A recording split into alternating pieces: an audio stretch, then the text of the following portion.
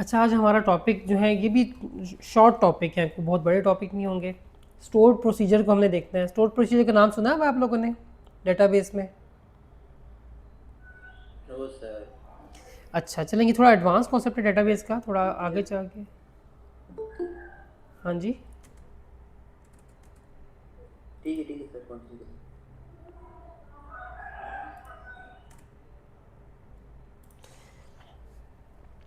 अच्छा, store procedure क्या होता है? बेसिकली डेटाबेस में आपने क्यूरी लिखनी होती है, डिफरेंट क्यूरीज लिखते हैं ना, डाटा को इंसर्ट करने के लिए, अपडेट या डिलीट करने के लिए, या फिर रीड करने के लिए।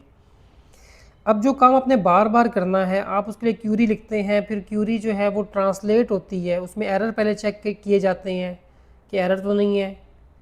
जो आपका डेटाबेस है वो एरर चेक करता है, फिर उसको ट्रांसलेट करता है, और इस तरह के ना बहुत से बीच में स्टेप्स वो परफॉर्म कर रहा होता है।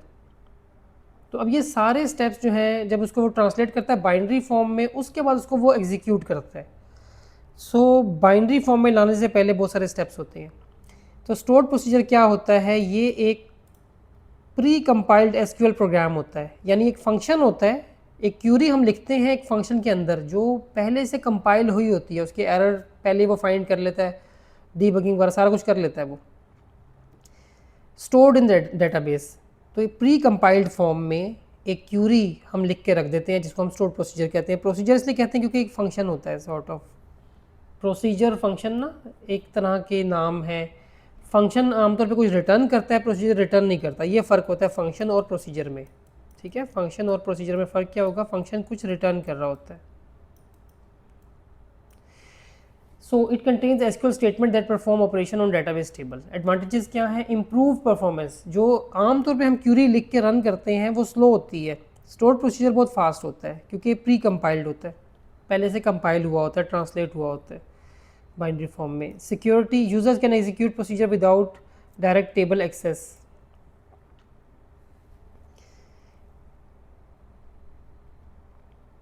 अच्छा, फिर ना टेबल का नाम जो है ना यूज़र को नहीं पता होता, टेबल को एक्सेस किए बगैर वो स्टोर प्रोसीजर को एग्जीक्यूट कर लेता है। ये बेहतर तरीका होता है सिक्योरिटी के लिए। पता है क्यों? अगर आपको फेसबुक के टेबल का नाम पता चल जाए हैकर्स को, तो वो उससे बहुत कुछ कर सकते हैं। डेटाबेस का नाम पता चल जाए और टेबल का नाम पता चल जाए तो वो हैकिंग में ईज़ हो जाती है। तो अगर हम फंक्शन दे दें उसको कि भाई आपको टेबल का नाम नहीं मिलेगा, डायरेक्टली टेबल एक्सेस नहीं होगी, प्रोसीजर का नाम से बताएंगे, तो उससे सिक्योरिटी थोड़ी बेहतर हो जाती है। देन रीयूजेबिलिटी, क्योंकि प्रोसीजर एक फंक्शन की तरह होता है तो इसको आप बार बार यूज़ कर सकते हैं मल्टीपल एप्लीकेशंस में। Then maintainability, logic is stored in one place database, इसको मेंटेन करना भी आसान है और ये ज़्यादा फ़ायदा होता है प्रोफेशनल लाइफ में। आप देखेंगे अपने कि ये चीज़ आप बहुत ज़्यादा यूज़ करेंगे, स्टोर प्रोसीजर्स। अच्छा, प्रोसीजर बनता कैसे है ये आपने डेटाबेस में पढ़ना है, लेकिन हम यहाँ पे देख लेते हैं इसको। सो हम यहाँ से एक प्रोसीजर बनाएंगे इंसर्ट का, या उससे पहले एक सिंपल सा बनाते हैं सिलेक्ट का। तो हम आ जाएंगे डेटाबेस में। यहाँ पे ना हम सिंपली वैसे लिख सकते हैं सिर्फ ये जो हमें चाहिए, यानी क्रिएट प्रोसीजर और प्रोसीजर का नाम ना आमतौर पे SP_, ये स्टोर प्रोसीजर के लिए है। एक कन्वेंशन है कि ऐसे लिखा जाए तो बेहतर होता है, या SP_ की जगह आप साथ इसके लिख लें। क्या नाम रखा है? गेट स्टूडेंट्स, या आप अंडरस्कोर लगा लें, उससे ना फिर इसको समझना आसान हो जाता है। कि इससे आपको पता चल जाए कि ये टेबल नहीं है। जब हम सिलेक्ट स्टैटिक लगाएंगे ना, हमें पता होगा ये स्टोर प्रोसीजर है। ठीक है, एज, उसके बाद बिगिन और एंड आपने लिखना होता है, इसके बीच में क्यूरी लिखनी है, सिलेक्ट स्टैटिक फ्रॉम स्टूडेंट्स। ये आप समझें कि आपने एक फंक्शन बना दिया है। ठीक है, इसको हम एग्जीक्यूट करते हैं तो ये एग्जीक्यूट हो गया। एग्जीक्यूट होने के बाद कहाँ आएगा? ये सेव नहीं होता Ctrl+S से, ये एग्जीक्यूट करना पड़ता है इसको। तो ये बन जाता है इसमें प्रोग्रामेबिलिटी के अंदर, स्टोर्ड प्रोसीजर्स के अंदर आए, इसको रिफ़्रेश करें तो यहाँ पे आ गया SP गेट स्टूडेंट्स। इसको अगर आपने चेंज भी करना है ना, तो आप राइट क्लिक करके मॉडिफाई करेंगे।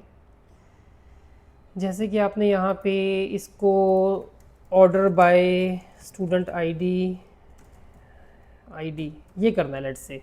तो अब आपने ये करके इसको एग्जीक्यूट पे क्लिक करना है, दोबारा एग्जीक्यूट करना है, तब ये चेंज होगा। नया प्रोसीजर बनाना है तो आप यहाँ पे भी राइट क्लिक करके ना न्यू प्रोसीजर बना सकते हैं। यहाँ पे आपको ये टेम्पलेट दे देता है एक, फिर आपने प्रोसीजर के आगे ना यहाँ पे SP_ इंसर्ट स्टूडेंट ये लिख देते हैं। यहाँ वो बता रहा है कि पैरामीटर का नाम देना है आपने, जैसे हम अपने केस में पैरामीटर देंगे नेम, स्टूडेंट का हमने नेम स्टोर करना है। फिर वो कह रहा है जी पैरामीटर के नाम के बाद आपने टाइप भी देनी है उसकी, और फिर डिफ़ॉल्ट वैल्यू वगैरह दे सकते हैं इक्वल टू के साथ। हम इस काम करते हैं, हम ये सारा रिमूव करते हैं। हम नेम को कहेंगे कि ये है varchar वेरिएबल कैरेक्टर 100 लेट से, इतना रख देते हैं। 50 रख दे, 100 रखने में से एक ही बात है, हम 50 रख देते हैं, एग्जाम्पल में है। इसी तरह बाकियों का भी ये ऐसी पैरामीटर्स बन जाएंगे। कैसे बनेंगे, यहाँ पे अब लिखेंगे एज, इसको हम स्मॉल में रख देते हैं ताकि हमारे लिए ईज हो ज़रा। Int department varchar 50 variable character 50, ठीक है। कॉमा सेपरेटेड करके हम इसको लिखेंगे। और इसके बाद यहाँ पे हम आ जाएंगे, यहाँ आके अब हमने सिंपल इतनी क्यूरी चला देनी है। क्यूरी क्या होगी, क्यूरी लिखनी है यहाँ पे insert into values, insert into यहाँ पे नेम एज और डिपार्टमेंट, फुल में था शायद डिपार्टमेंट। वैल्यूज़ में हम जैसे हम लिखते थे ना उसके अंदर ADO.NET में जब हम क्यूरीज कर रहे थे, तो वैसे ही कोड के अंदर ना C# में हम वैसे ही पैरामीटर्स के नाम दे देंगे यहाँ पे। ठीक हो गया। इसको सेव मैंने कर दिया गलती से, सेव की ज़रूरत नहीं होती, इसको सेव नहीं करना होता। इंसर्ट इनटू स्टूडेंट्स ये लिख के इसको हम एग्जीक्यूट करेंगे, तो एक यहाँ पे आके राइट क्लिक करें, रिफ्रेश करें, तो एक और स्टोर प्रोसीजर बन गया। एक इंसर्ट के लिए बन गया, एक गेट के लिए बन गया। अब इसको आप डेटाबेस में टेस्ट कर सकते हैं।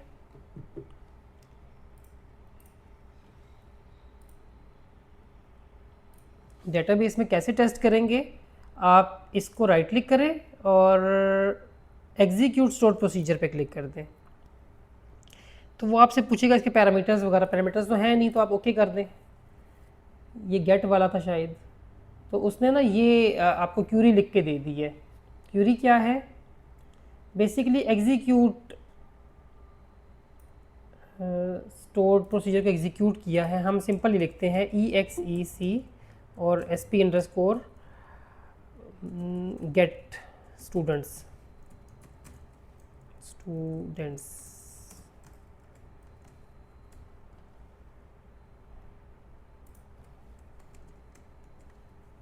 हाँ देखिए, एग्जीक्यूट लिखना है आपने, सिर्फ स्टोर प्रोसीजर को हम सिलेक्ट नहीं करते, सिलेक्ट स्टैटिक एग्जीक्यूट करते हैं EXEC ये लिख के। अच्छा, इसी तरह जब हम आएंगे इंसर्ट स्टूडेंट पे, सर आपको इंटरप्ट किया सर, आपने रिकॉर्डिंग ऑन की हुई है ना? जी ऑन की हुई है। ठीक। इंसर्ट स्टूडेंट में अब आपने डाटा भी देना है। तो देखिए अभी यहाँ तक आखिरी रिकॉर्ड था ABC के नाम से, इसको हम इंसर्ट करते हैं यहाँ पे ताहिर एंड एज 11 एंड 23 बोल के CS डबल ई कर लें इसको सिंगल कोमास में। अच्छा, यहाँ पे स्ट्रिंग तमाम जो है ना स्ट्रिंग सिंगल कोमा में दी जाती है। इसको एग्जीक्यूट किया तो इसने एरर दे दिया। इसको हम ऐसा करते हैं कि हम यहाँ पे आके इंसर्ट स्टूडेंट को एग्जीक्यूट करते हैं तो हमें कोड दे देगा। यहाँ मैं वैल्यू पास कर रहा हूँ, ठीक है। अब इसकी ताहिर 21 डबल ई ओके किया तो ये कोड जनरेट कर देगा। इससे हमें एक ईज़ हो जाएगी, हम देख लेंगे कहाँ पे उसने, अच्छा वो साथ n लगा रहा है, इसके प्रीफिक्स लगा रहा है।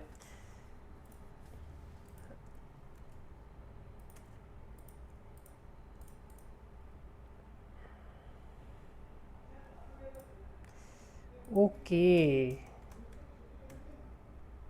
अच्छा, हो पता है क्या रहा है, इसको वो ना एज इट इज़ इस तरह से दे रहा है आर्गूमेंट्स।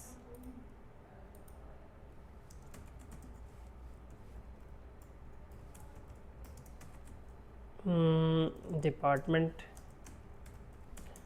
यहाँ से ये भी हटा के देख लेते हैं, ठीक है।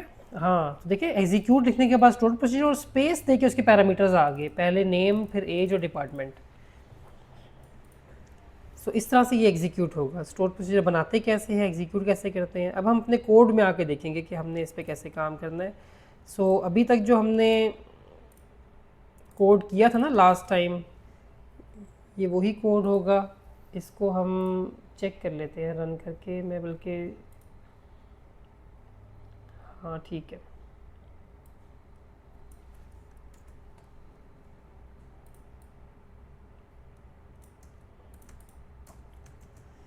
अच्छा, इसको हम रन करते हैं।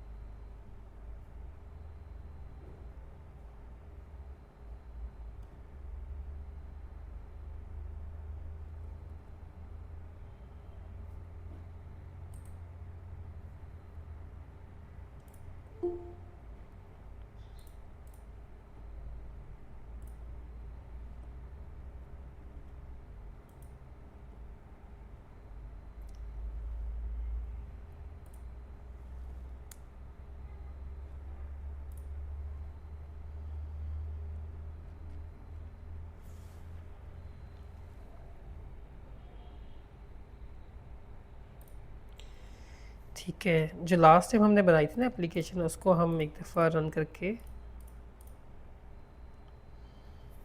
देखते हैं कि सही काम कर रही है। फिर हम इसको, इसके अंदर जो फंक्शंस थे ना, हम जो हमने बनाए थे, जो क्यूरीज थी, वो उसको हम स्टोर प्रोसीजर से रिप्लेस कर देंगे।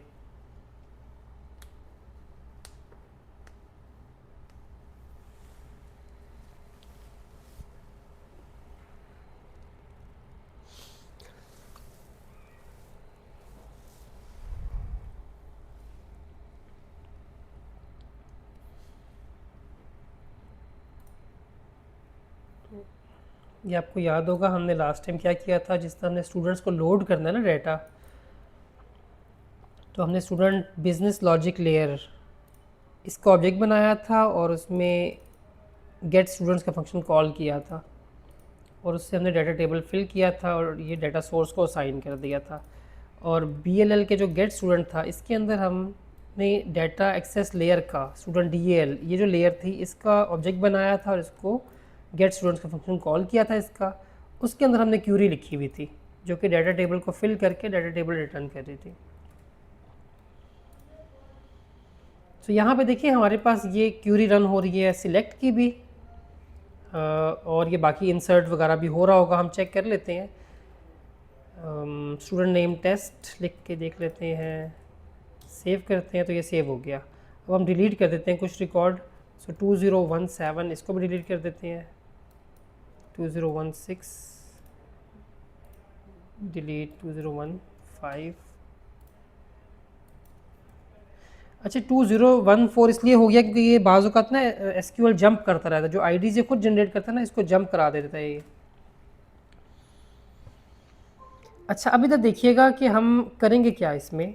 ये डिफरेंट स्टोर प्रोसीजर पहले दिए हुए हैं, अपडेट का कैसे करना है। आपको अगर ये दो समझ आ गए ना, सिलेक्ट की और इंसर्ट की, तो अपडेट डिलीट आप कर लेंगे, वो ईजी होगा।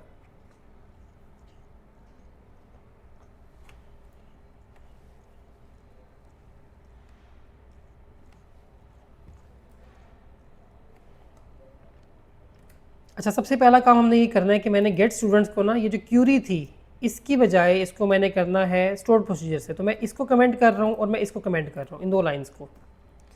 इसके बाद आके मैंने ये करना है कि सबसे पहले मैं एक स्ट्रिंग बना लेता हूँ जिसमें स्टोर प्रोसीजर का नाम लिख लेता हूँ, या स्ट्रिंग की भी ज़रूरत नहीं है, अगर हम नाम एज इट इज़ दे दें उसको। सो हमने करना क्या है, SQL डाटा अडेप्टर यही बनाना है। DA is equal to new, पहले इसमें हम क्यूरी और कनेक्शन दे रहे थे ना, अब हम इसमें स्टोर्ड प्रोसीजर का नाम देंगे और कनेक्शन दे देंगे। बस इतना सही काम करना है।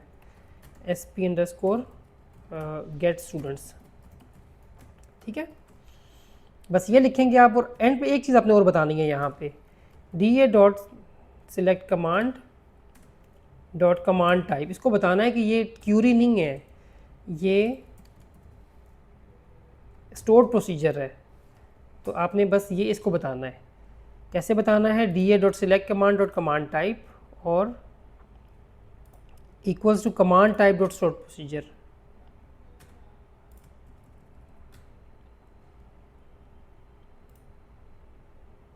सॉरी, कमांड टाइप था ये, मैंने कमांड टेक्स्ट कर दिया, कमांड टाइप।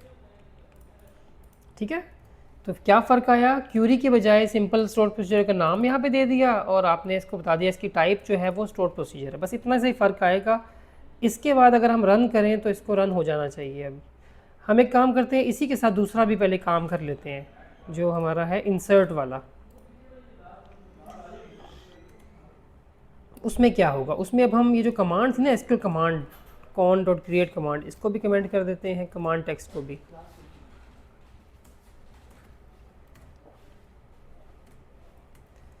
अच्छा, अब एक एसक्यूएल कमांड को ऑब्जेक्ट बनाना है। ये कैसे बनाना है? हमने न्यू एसक्यूएल कमांड करके इसमें अब हमने जो है ना स्टोर प्रोसीजर का नाम एंटर कर देना है, इंसर्ट स्टूडेंट, और कनेक्शन पास कर देना साथ। और अगेन इसमें भी हमने कमांड टाइप, ठीक है, इसमें simple cmd dot command type करके इसकी कमांड टाइप बता दी है कि ये स्टोर प्रोसीजर है। और बाकी सारा काम वैसे ही होगा, पैरामीटर्स देना, ओपन करना क्यूरी को, कनेक्शन को, कमांड एग्जीक्यूट करना और क्लोज कर देना कनेक्शन। ठीक है, तो सिर्फ ये देखें, दो लाइंस को हमने, ये जो जहाँ पे कमांड हमने क्यूरी इंसर्ट की है, क्यूरी लिखी है, इंसर्ट की, और कमांड का ऑब्जेक्ट बनाया है, इन दो लाइंस को इन दो लाइन से हमने रिप्लेस करना है, जिसमें कमांड के अंदर ही स्टोर प्रोसीजर का नाम एंटर करना है और इसकी टाइप बतानी है कि ये स्टोर प्रोसीजर है।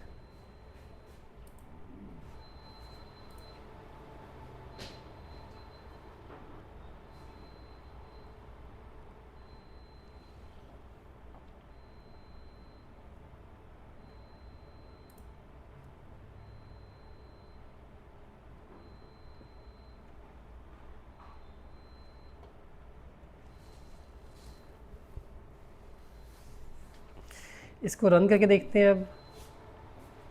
अब देखिए, अभी डाटा पिक किया है ना इसने, ये स्टोर प्रोसीजर से पिक किया है। ठीक है, इसको हम वेरीफाई भी कर सकते हैं। अभी जैसे वेरीफाई हम करते हैं, इसको पता है कैसे? ये जो नाम है ना, नाम से सॉर्ट कर लेते हैं, इससे वेरीफाई हो जाएगा कि स्टोर प्रोसीजर से उठा रहा है कि नहीं। तो हम आते हैं इस स्टोर प्रोसीजर पे, इसको मॉडिफाई करते हैं, गेट स्टूडेंट को ऑर्डर बाय कर देते हैं नेम, नेम है या स्टूडेंट नेम है,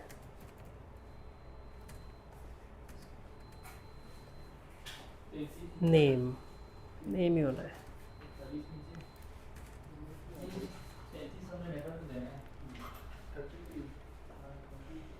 ठीक है, इसमें नेम है, हाँ।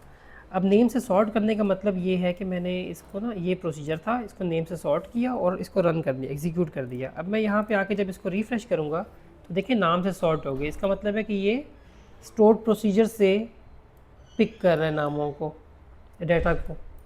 और इसी तरह इंसर्ट करने जा रहे हैं हम डाटा को। यहाँ पे मैं नाम दे देता हूँ राहील,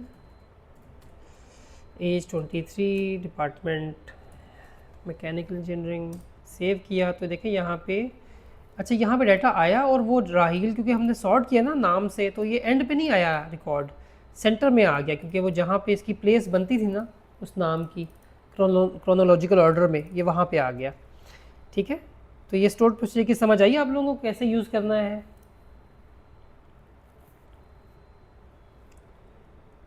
जी दानियाल, समझ आई इसकी?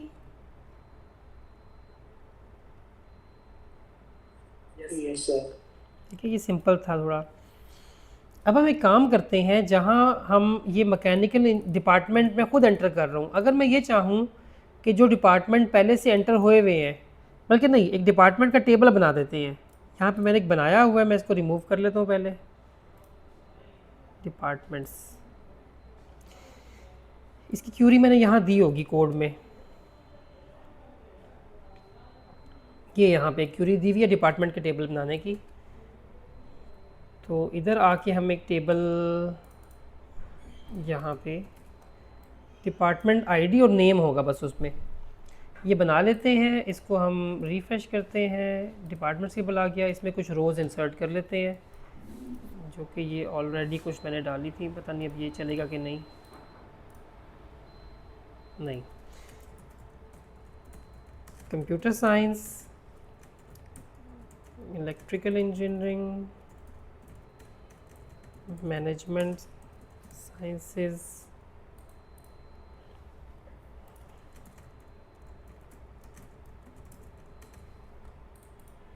ठीक है। 3 रिकॉर्ड्स हमने इसमें एंटर किए हैं।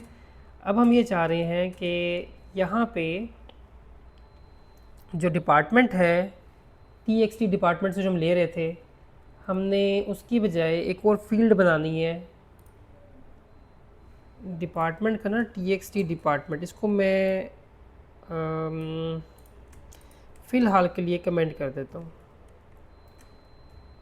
और यहाँ पे मैं एक ड्रॉप डाउन बनाऊँगा। यहाँ मैं टूल बॉक्स में सेलेक्ट करता हूँ ड्रॉप डाउन, इसको ड्रैग एंड ड्रॉप करते हैं। यहाँ पे ड्रॉप डाउन आ गया DDL, इसको मैं कह रहा हूँ drop down list department, DDL DEPT। अब हमने एक काम करना है, काम ये करना है कि हमने आना है इस पे, और ये हमारा मेन वो पेज है ना जहाँ पे हमारे इवेंट्स लोड होते हैं। अब ये TXT डिपार्टमेंट पे ना एरर दे रहा है, क्योंकि हमने अब इसको DDL कर दिया ना, drop down list. Dot text करेंगे तो ये काम चल जाएगा, सिर्फ उसका नाम अब चेंज हो जाएगा जहाँ जहाँ पे वो यूज़ हुआ था, TXT डिपार्टमेंट। बस ये 2-3 जगहों पे हुआ था, इससे काम हो गया हमारा। इंसर्ट और डिलीट में हुआ था, अपडेट में हुआ था।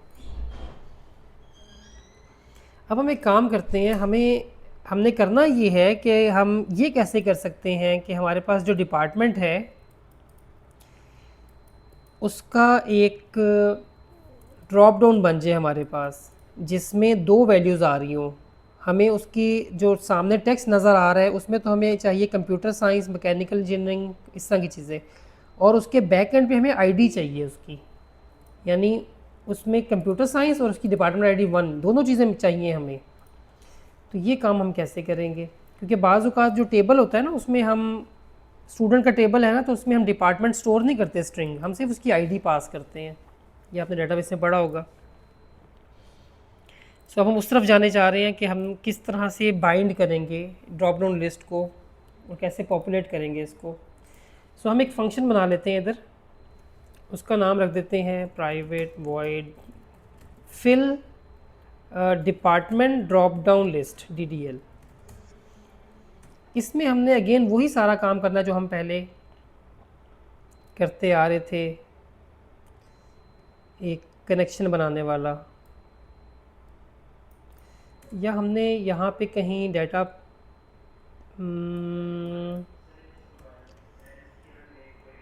चलिए हम एक प्रॉपर ना ये कोड पिक कर लेते हैं इसका यहाँ से।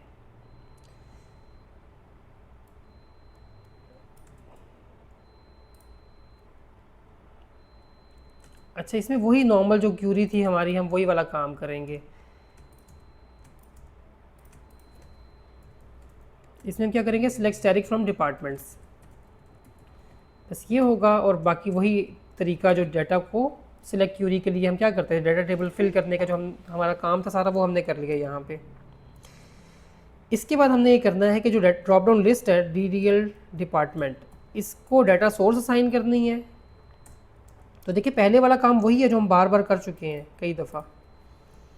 डाटा सोर्स क्या असाइन करनी है, डाटा टेबल DT, उसके बाद DDL.DEPT डॉट, फिर हमें लिखना है वैल्यू डाटा वैल्यू फील्ड,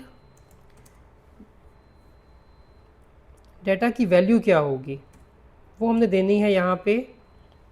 अब हमने इसकी आईडी देखनी है, यहाँ पे क्या आईडी दी थी हमने, डिपार्टमेंट और डिपार्टमेंट आईडी दी है यहाँ पे हमने। जो टेबल की फील्ड का नाम है ना वो देना है यहाँ पे। वैल्यू फील्ड का मतलब है कौन सी वैल्यू आए, और एक है टेक्स्ट फील्ड का मतलब जो सामने नज़र आ रहा होगा ड्रॉप डाउन में। यानी ड्रॉप डाउन में जब आप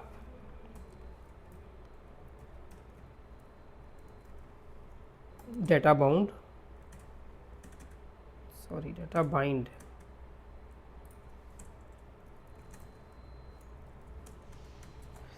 अच्छा, अभी देखिए इस कोड में क्या है बेसिकली,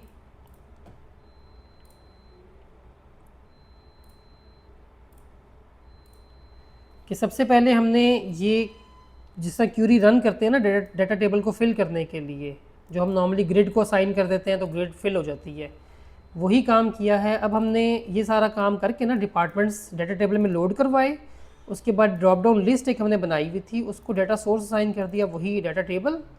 और डाटा वैल्यू फील्ड हमने कहा है कि इसको जो जो टेक्स्ट फील्ड है ना, पहले उसको देख लें आप, जो सामने नज़र आनी है चीज़। जो ड्रॉप डाउन लिस्ट को हम क्लिक करेंगे ना, तो सामने जो नज़र आ रहा होगा वो क्या आ रहा होगा, डिपार्टमेंट टेबल में जो डिपार्टमेंट का कॉलम है उसकी वैल्यू नज़र आनी चाहिए। और वैल्यू फील्ड का मतलब होता है जो सिलेक्ट करने पे हमें वैल्यू मिले, यानी हम ये चाहते हैं कि जब ड्रॉप डाउन से कोई वैल्यू सिलेक्ट हो ना, डिपार्टमेंट सिलेक्ट हो कंप्यूटर साइंस, तो हमें नज़र कंप्यूटर साइंस आ रहा हो, लेकिन हमें डेटाबेस में स्टोर करनी है उसकी वैल्यू स्टूडेंट के टेबल में। अभी हम ऐसे कर नहीं रहे वैसे, लेकिन नॉर्मली होता है ऐसे। ये काम हम करेंगे इसमें। तो इतना सा काम करने से हमारा जो ड्रॉप डाउन लिस्ट है वो फिल हो जाएगी डेटा के साथ।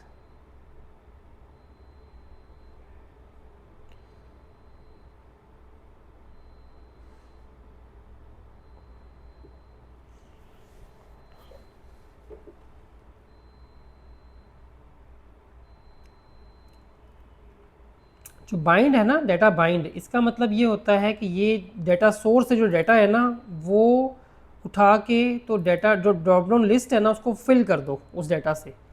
यानी ये नहीं लिखेंगे तो डाटा फिल नहीं होगा। सोर्स हमने बता दिया इसको कौन सी सोर्स है, इसकी डाटा टेबल में डाटा पड़ा हुआ है वो चाहिए। अच्छा, फील्ड टेक्स्ट और वैल्यू फील्ड दोनों बता दी इसको हमने कि दिखाना डिपार्टमेंट है लेकिन पिक डिपार्टमेंट आईडी करना है साथ। और बाइंड का मतलब ये होता है कि ये चेंजेस जो है ना, मतलब उसको फिल कर दो एक्चुअली लिस्ट को।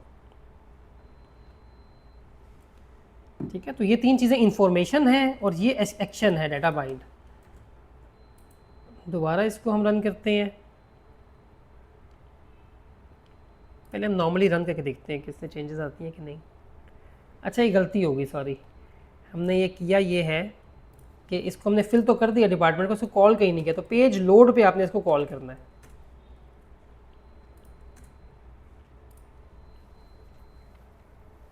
कि जैसे ही वो पेज लोड हो ना स्टूडेंट्स का, तो वो ड्रॉप डाउन लिस्ट फिल हो जाए।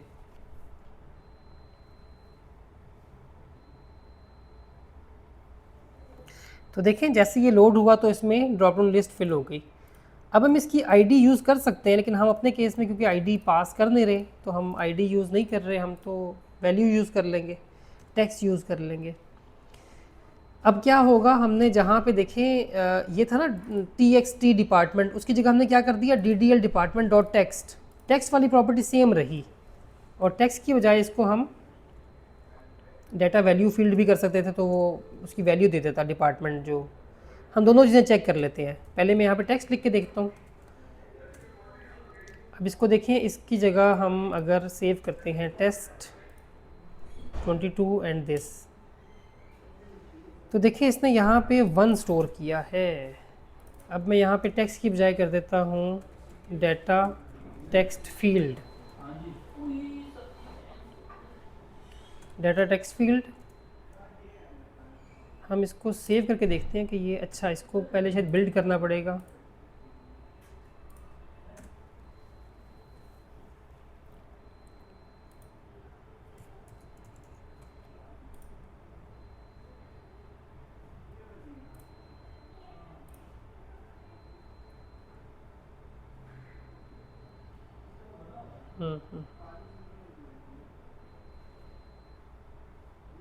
ठीक है। अच्छा, अब मैं इसको सेव करता हूँ। मैंने यहाँ पे इलेक्ट्रिकल इंजीनियरिंग सेलेक्ट किया टेस्ट के साथ, तो यहाँ पे डिपार्टमेंट ही लिखा हुआ आ गया। हाँ, ये इंटरेस्टिंग है, इसको देखते हैं कि क्यों हो रहा है ऐसा।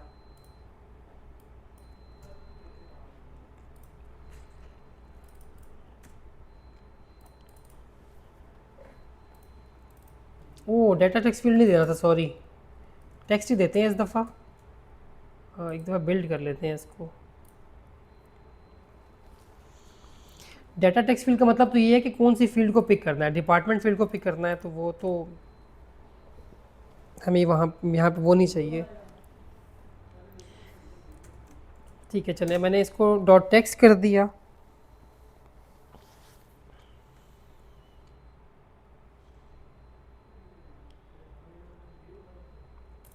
अच्छा, अब यहाँ पे हम लिखते हैं ASTF समथिंग और मैनेजमेंट साइंसेज।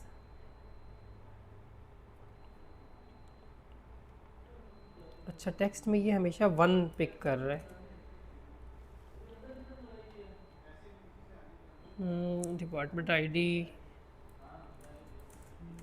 इसकी हम और प्रॉपर्टीज एक्सप्लोर करते हैं, टेक्स्ट के अलावा क्या है।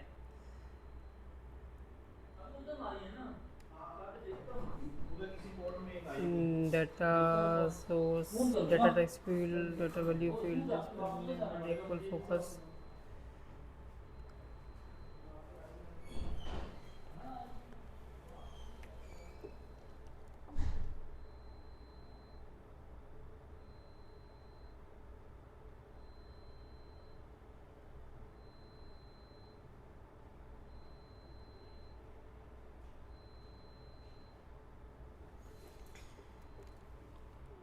ठीक है, सिलेक्टेड वैल्यू, ये भी एक इसका है हमारे पास।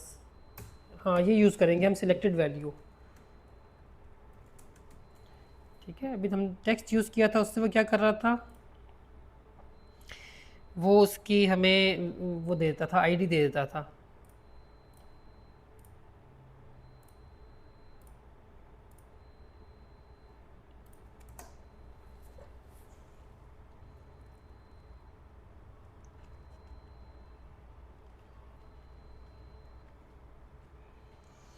अच्छा, सिलेक्टेड वैल्यू से भी ये वैल्यू देगा हमें। यहाँ पे मैं लिखता हूँ जीशान। अब ये हमें देखिए वन दे रहा है वैल्यू। तो सिलेक्टेड वैल्यू के अलावा हमारे पास सिलेक्टेड आइटम है यहाँ पे ना, सिलेक्टेड आइटम डॉट टेक्स्ट अगर आप करेंगे तो ये जोन सा आइटम सिलेक्ट किया है उसका टेक्स्ट ये लेके आ जाएगा। अब ये भी हम डिसाइड कर रहे होते हैं कि हमें वैल्यू चाहिए या टेक्स्ट चाहिए। तो हमें टेक्स्ट चाहिए, वैसे आमतौर पे वैल्यू यूज़ करते हैं हम। तो हम ऐसे ही इसको रन करके देखते हैं अभी, जस्ट चेंज करने के बाद कि चेंजेस अप्लाई करता है कि नहीं। इलेक्ट्रिक इंजीनियरिंग सेव, ठीक है, नहीं इसको बिल्ड करना पड़ेगा एक दफ़ा। जब हम कोड में चेंज करते हैं तो हमें बिल्ड करना पड़ता है।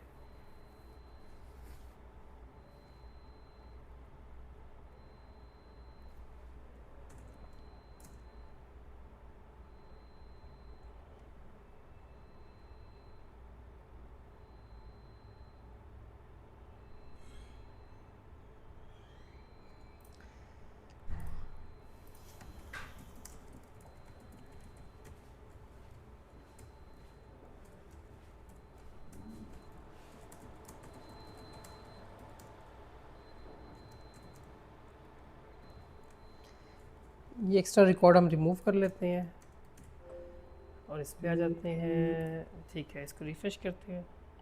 ठीक है, Zeeshan 22 and electrical engineering save किया। मैनेजमेंट साइंसेस,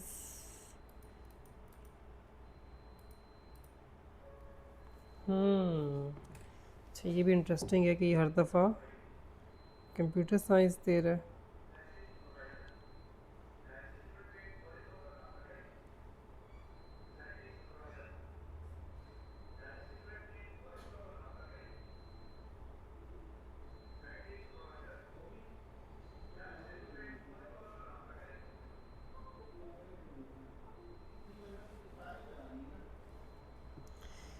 अच्छा, इसमें ना एक काम हमने गलती ये हो जाती है कि जब भी वो ये एक ना हमारे पास ये होता है कि जैसे ही वो फॉर्म लोड होता है ना, तो दोबारा से उसकी वैल्यू ये हो जाती है जब भी फॉर्म लोड होता है। तो इसलिए वो हर दफ़ा कंप्यूटर साइंस देता है। तो इसमें ना हमें एक छोटा सा चेंज करना होता है। जैसे पेज लोड पे ना मैं लोड डाटा कर रहा हूँ, अगर मैं यहाँ पे आके एक इफ़ लगा दूँ, इफ़ नॉट पोस्ट बैक,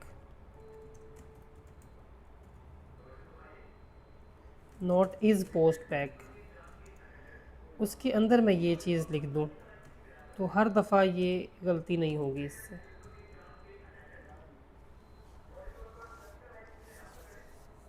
इस पोस्ट बैक का मतलब ये होता है कि इस डाटा की जो बाइंडिंग करनी है ना सिर्फ पहली दफ़ा में करनी है, ठीक है, इसके बाद नहीं करनी, बार बार नहीं करना ये काम।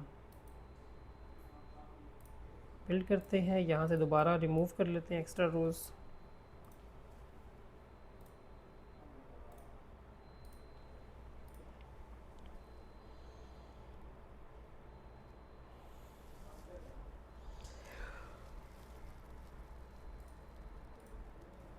तो देखिए अब हम electrical engineering save, management sciences save, computer science save, तो देखें वो अब वो वैल्यूज़ को पिक कर रहा है। अच्छा, ये तरीका था कि इस चीज़ का किसी ड्रॉप डाउन लिस्ट को फिल करने के लिए, ठीक है। और इस पोस्ट पैक में क्यों डालना है, क्योंकि वो बार बार ना करे, वरना वो क्या करता है हर दफ़ा जब पेज लोड होगा ना तो वो इसको कॉल करेगा। इस पोस्ट पैक से क्या होता है, ओनली पॉपुलेट या only fill drop down list first time when the page loads. ये हमारा सेकंड टॉपिक था इस आज के लेक्चर का। और थर्ड टॉपिक, ये तीनों छोटे छोटे टॉपिक्स हैं, कोई ज़्यादा इसमें नहीं है। वो थर्ड टॉपिक है डाटा रीडर। हमने डाटा एडेप्टर और डाटा टेबल पढ़ा था अब तक, जो कि डिसकनेक्टेड होता है, ठीक है, इसमें हम कनेक्शन को ओपन क्लोज नहीं करते। फिर हमने डाटा रीडर पढ़ना है अब, जो कि कनेक्शन ओरिएंटेड होता है। डाटा रीडर ज़्यादा यूज़ होने वाली चीज़ है, ठीक है, और ये फास्ट होता है, use to read data quickly from database. इसकी सबसे बड़ी कैरेक्टरिस्टिक क्या है कि ये फास्ट है। फॉरवर्ड ओनली का मतलब है कि ये जहाँ से हमने इस लिस्ट को शुरू किया है ना, तो उससे आगे आप सेकंड थर्ड इस तरह ना फॉरवर्ड डायरेक्शन में आप इसको रीड करते रहते हैं। रीड ओनली है कि इसका मतलब है इसके अंदर वैल्यू चेंज नहीं कर सकते आप, कि इसमें चेंज करें तो डेटाबेस में चेंज हो जाए या इसकी वैल्यू को किसी तरह चेंज कर सकें।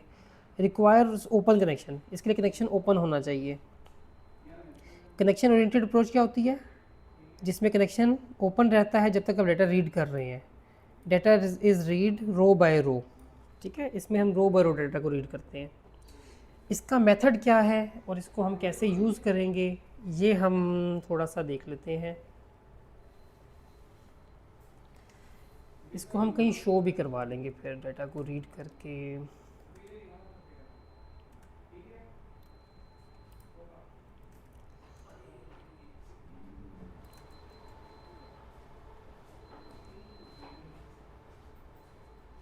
तो इसका तरीका क्या होगा, अब देखिए हमने गेट स्टूडेंट्स पे काम करना है ना, ये सारा ग्रिड को फिल करना है।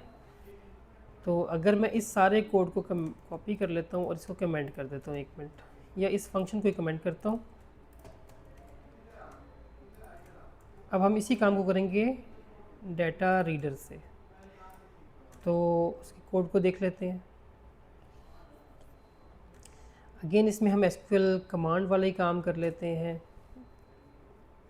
ये दोनों हमारे पास ऑप्शंस हैं, हम जिस मर्ज़ी तरीके से करें, कनेक्शन स्टोर प्रोसीजर से करें या क्यूरी से करें, तो हम इसी से कर लेते हैं इसको, स्टोर प्रोसीजर से ही। इसके बाद हमने बस ये करना है कि एसक्यूएल डाटा रीडर हमने इसका ऑब्जेक्ट बनाना है और इसको नाम रीडर दे दें या जो भी दे दें। और इसको कमांड, ओके ओके,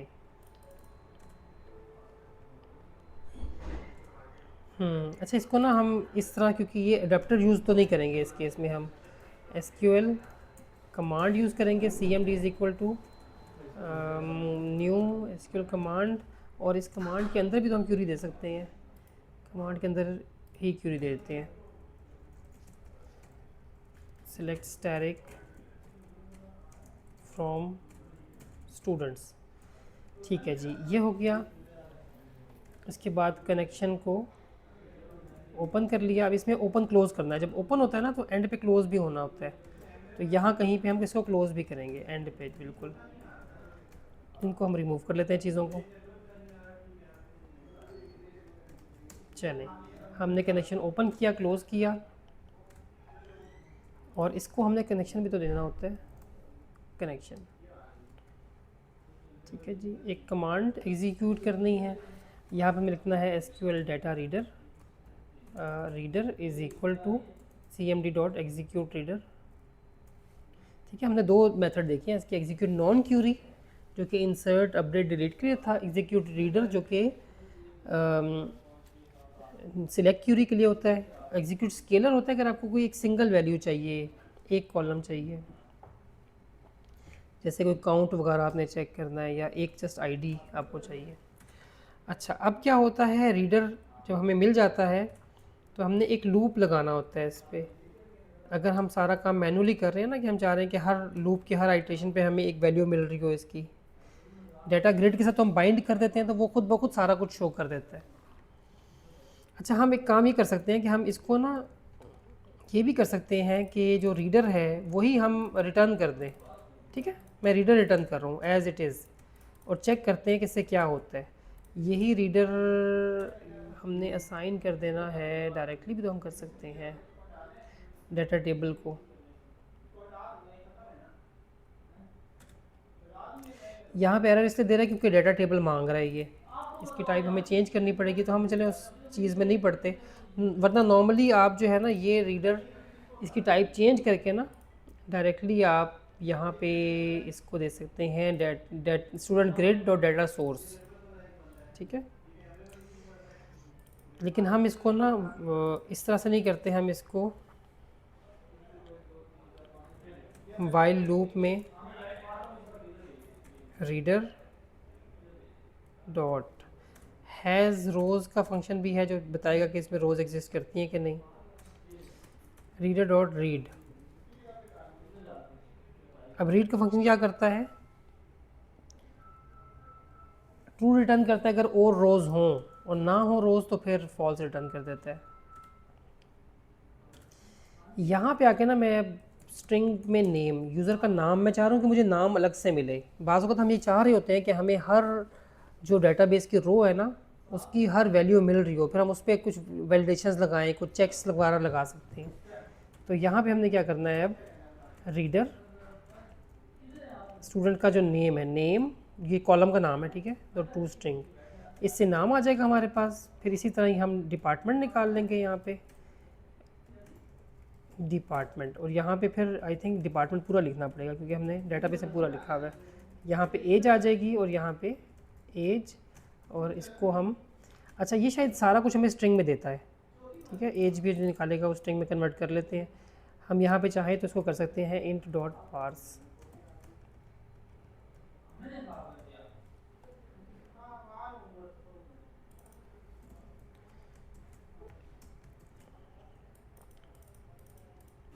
ठीक हो गया। अच्छा, यहाँ पे रीडर रिटर्न करने की बजाय अब हम इसको ये वैसे गलत जगह पे हमने कोड लिख दिया है। इस सारे कोड को ना फ़िलहाल हम यहाँ इसकी बजाय ना जो लोड डाटा और है ना, 40 पे क्लास एंड डॉज की नया लेंगे। अच्छा अच्छा 40 पे यस सर। चलें। अच्छा, हमने अभी तक ग्रिड पढ़ी थी ना, अब हम एक टेबल बना लेते हैं। ठीक है, इस सारे कोड को मैं कमेंट कर रहा हूँ, छोटा सा कोड है, अगर हमारा 40 से पहले हो गया तो हम तभी एंड कर सकेंगे। जो भी जल रही होगी यार, ये आके फिर उतार ली, सॉरी कोई बात नहीं। अच्छा, अब हम एक काम ये कर लेते हैं कि इसमें आके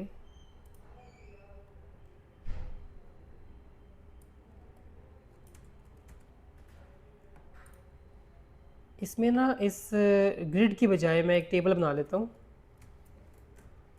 टेबल का टैग जो आपने HTML में पढ़ा भी होगा, बस उसमें सेंटर में ना हम एक ASP लिटरल का टैग यूज़ कर रहे हैं। ये क्यों यूज़ होता है ये भी हम देख लेंगे। और रीडर के अंदर ना मैं ये कर लेता हूँ कि जो हमारा ये रीडर है, यहाँ तो इसको हम कमेंट करते हैं, सॉरी,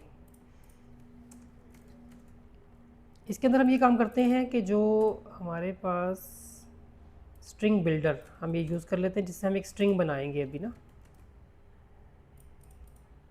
ठीक है, स्ट्रिंग बिल्डर का एक ऑब्जेक्ट बनाया है हमने, और इसके लिए हमें using system dot text use करना पड़ता है, जो कि अभी इसने एरर नहीं दिया।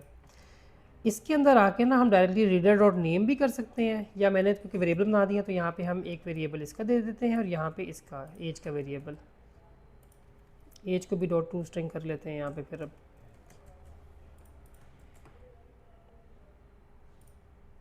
ठीक है, यहाँ पे स्टूडेंट का नाम और एज है, इसके साथ हम डिपार्टमेंट भी ऐड कर लें तो बेहतर हो जाएगा, DPT।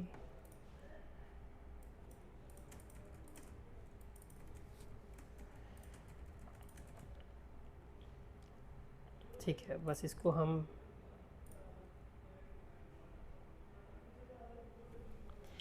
इसको बिल्ड करके देखते हैं। अच्छा हाँ, यहाँ इसने एरर दे दिया, इसको हम ओए होए वापस ख़त्म करते हैं, इसको अनकमेंट कर देते हैं ताकि ये एरर ना दे एटलीस्ट।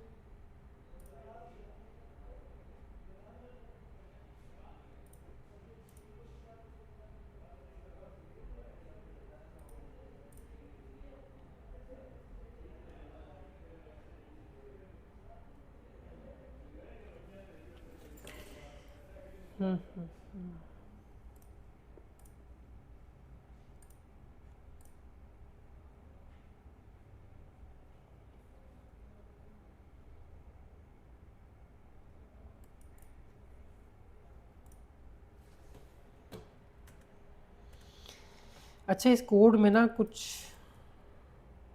और भी हम देख लेते हैं क्या मिसिंग है। मैं आपको नया लिंक भेजता हूँ और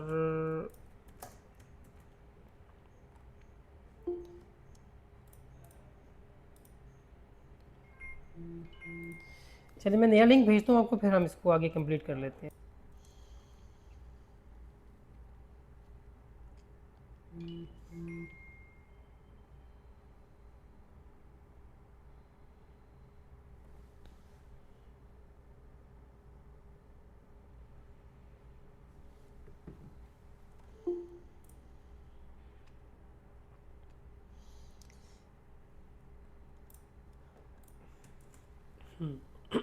अच्छा, इसको चेक कर लेते हैं। अब हमने ये किया है कि हमने एक टेबल बनाया है और टेबल, हाँ हमने किया ये है बेसिकली, मैं बता देता हूँ, हम एक डिफरेंट तरीके से इसको करना चाह रहे थे। जो टेबल का टैग होता है ना, हम वो यूज़ करना चाह रहे थे इस दफ़ा।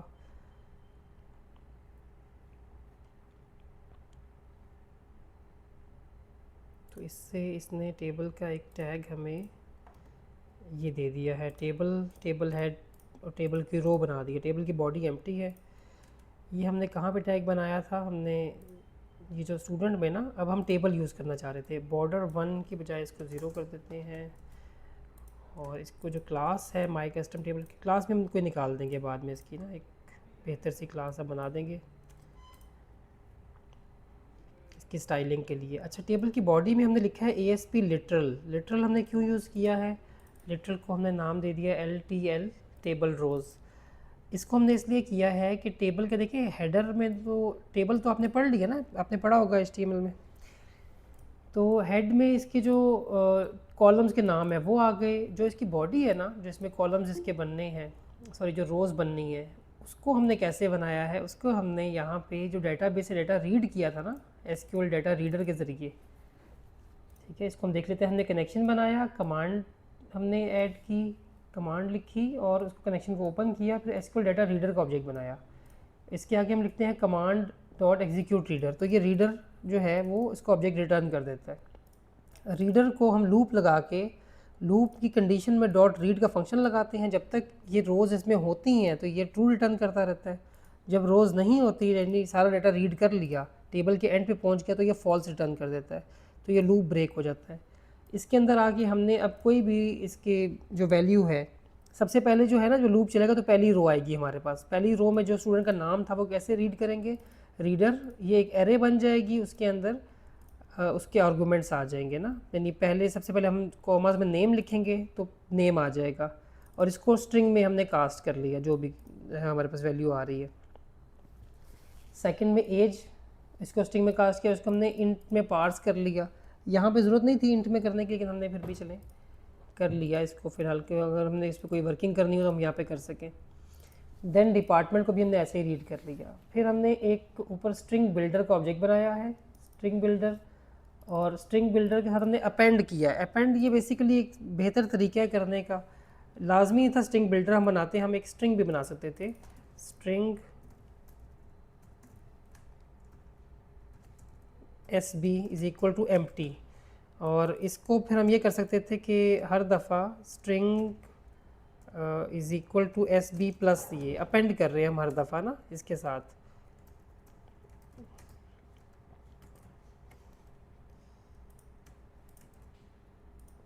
यानी हम कर क्या रहे हैं, टेबल का जो एक हमारे पास टेबल के टैग्स हम इसमें लगा रहे हैं, लेकिन डायनामिकली हम ऐड कर रहे हैं टैग्स, क्योंकि हम ग्रिड यूज़ नहीं करना चाह रहे। ठीक है, तो इस तरह से हमने डिफरेंट ना एक स्ट्रिंग के अंदर डिफरेंट लाइंस को इस तरह से अपेंड कर दिया। अच्छा, ये अपेंड करने के बाद हमने इसको लिटरल में ऐड करना है। ठीक है, वो कैसे करेंगे हम, एंड पे जब ये सारा रीड हो गया तो अब हमने जहाँ पे कनेक्शन क्लोज कर दिया तो हम लिखेंगे LTL, लिटरल जो था हमारा, डॉट टेक्स्ट, उसको इक्वल कर देंगे SB के। तो जो भी टेक्स्ट लिखा होगा ना, जो हमने टेबल की रोज़ बनाई हैं और उसको टेबल डाटा पास किया है, जो सेल्स बनाए हैं, वो सारे के सारे यहाँ पे इस जगह पे आ जाएगा वो डाटा सारा, तो हमारे पास एक टेबल बन जाएगा। इसका फ़ायदा पता है क्या, यहाँ पे आप कंडीशंस भी लगा सकते हैं डिफरेंट, कि जब आप खुद रीड करें, जब आप ग्रिड में उसको बाइंड कर देते हैं तो फिर आपके पास कंट्रोल कम होता है। इसको हम बिल्ड करते हैं अब।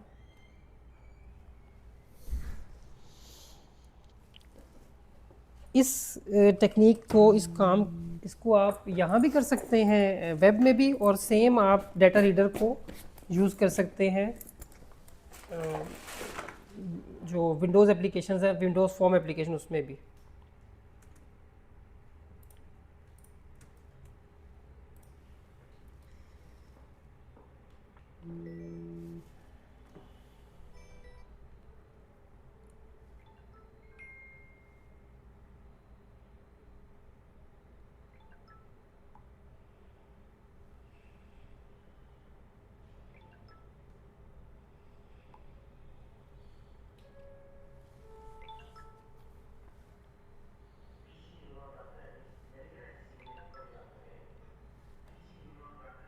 ठीक है, देखें ये टेबल फिल हो गया हमारा।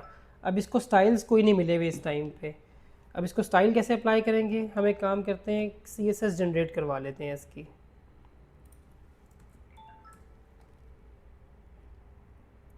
इसको हम बताते हैं कि हमें एक generate CSS for HTML table.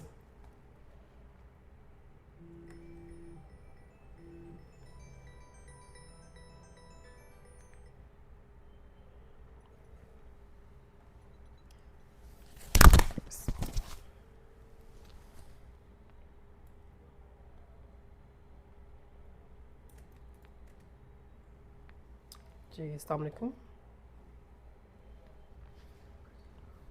जी जी, बस वो जिन्होंने आना है मैं उनको कहता हूँ अभी, वो आपको दे देते हैं। ठीक है, अल्लाह हाफिज़।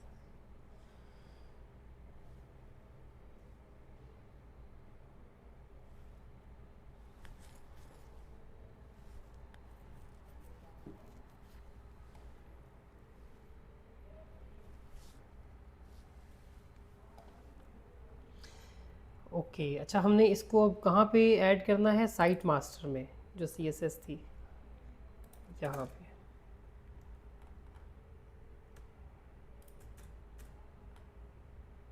ठीक है,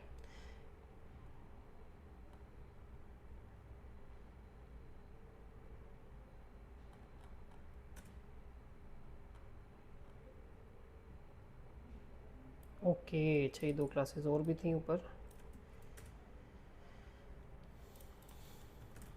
ठीक है,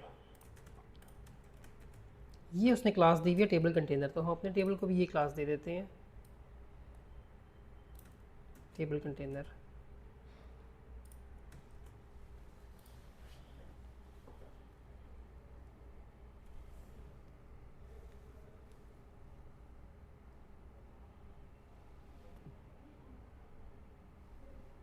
तो देखिए उसने एक थोड़ा सा ना अच्छा खूबसूरत टेबल बना दिया। अब यहाँ पे आपने कोई भी चीज़ चेंज करनी है, लेट से हम कोई रिकॉर्ड डिलीट करते हैं, जैसे यहाँ पे इसकी क्या आईडी होगी, लेट से आईडी हमारे पास अब नहीं आ रही, हमने पिक नहीं की, 2034। इसको डिलीट करते हैं तो ये डिलीट हो गए यहाँ से, ठीक है। यानी हम इसमें डायनामिकली जो भी काम करेंगे तो ये हर दफ़ा इस ग्रिड को, इस टेबल को रिफ़्रेश कर देगा। टेबल ज़्यादा यूज़ होते हैं वैसे ग्रिड की निस्बत, लेकिन ग्रिड को भी आप स्टाइलिंग वगैरह आप स्टाइल कर सकते हैं, टेबल में कंट्रोल आपके पास ज़्यादा होता है। सो ये हमारा लास्ट टॉपिक था आज का।